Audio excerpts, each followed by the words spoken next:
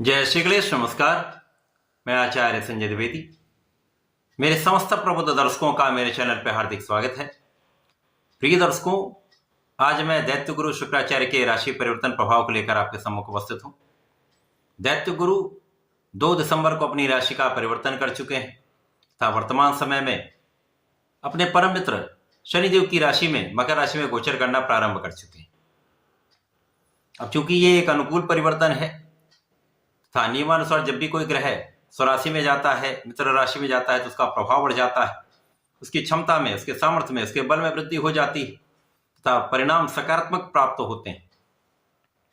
अब शुक्राचार्य जो इस जगत के संपूर्ण भौतिक सुखों को प्रदान करते हैं, सुख, संपदा, ऐश्वर्य, वैभव, भूमि, भवन, वाहन, समस्त सुख प्रदान करते हैं। स्त्री सुख, संतान सुख का भी लाभ शुक्राचार्य ही देते हैं।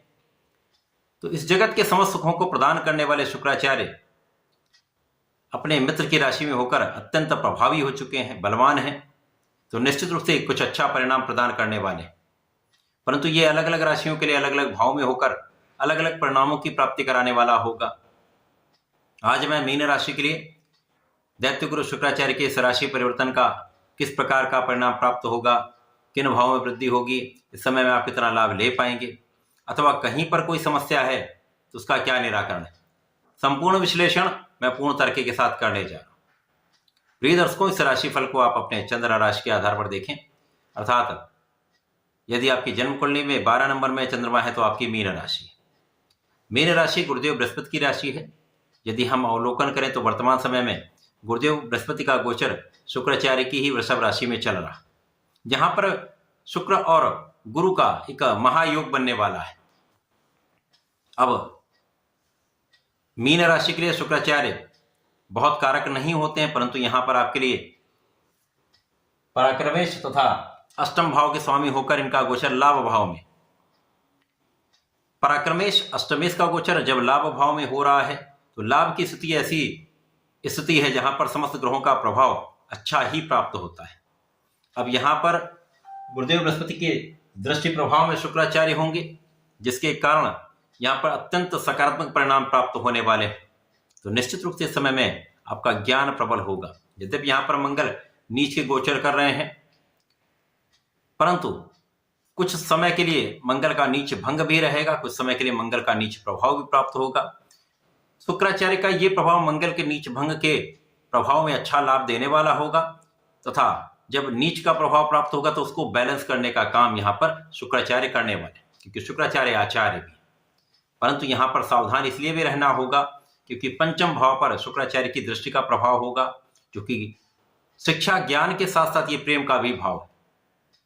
तो निश्चित रूप से यहाँ पर नीच के मंगल के साथ जब इनकी दृष्टि का प्रभाव होगा, जब मंगल नीच के प्रभाव में होंगे तो यहाँ पर मन भटकाव 100% होता है तथा इस समय भटकने के पूर्ण योग बनते हैं।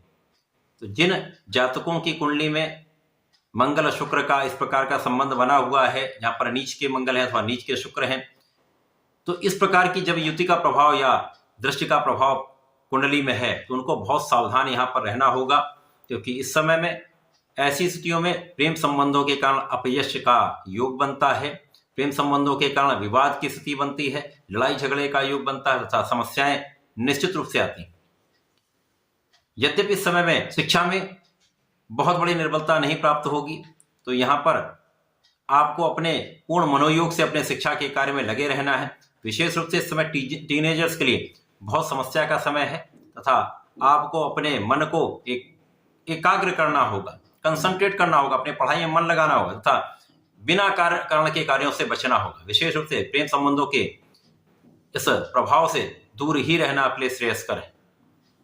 संतान सुख तो प्राप्त होगा, संतान के स्वास्थ्य में कुछ मौसम के कारण कुछ समस्याएं हो सकती, कुछ तनाव हो सकता है, परंतु इस समय में आप महापराक्रमी रहने वाले, आपका परिश्रम श्रेष्ठ रहने वाला है, भाई बहनों का सहयोग भी प्राप्त होने वाला है।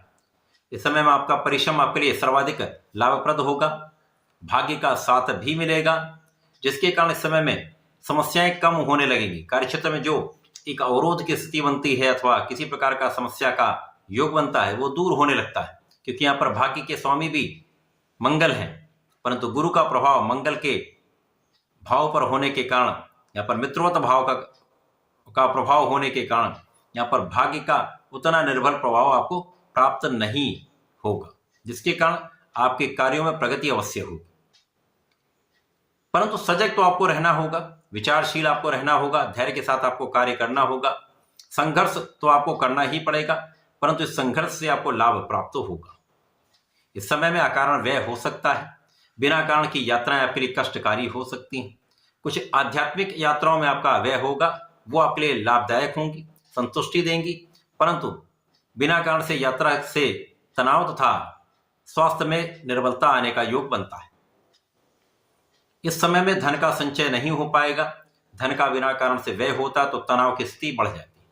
गुरुदेव यद्यपि तृतीय भाव में गोचर कर रहे हैं, जिनका भाग्य पर प्रभाव है, परंतु तृतीय भाव में ग्रहों का उतना प्रभाव अच्छा प्राप्त नहीं होता है। परंतु इस समय गुरुदेव वक्री हो गए हैं, जिसके कारण धन का तो लाभ होता रहेगा, धन की निरंतरता आपको प्राप्त होती रहेगी। बस संचय के लिए आपको प्रयास करना पड़ेगा। इस समय में शुक्राचार्य के कारण आपके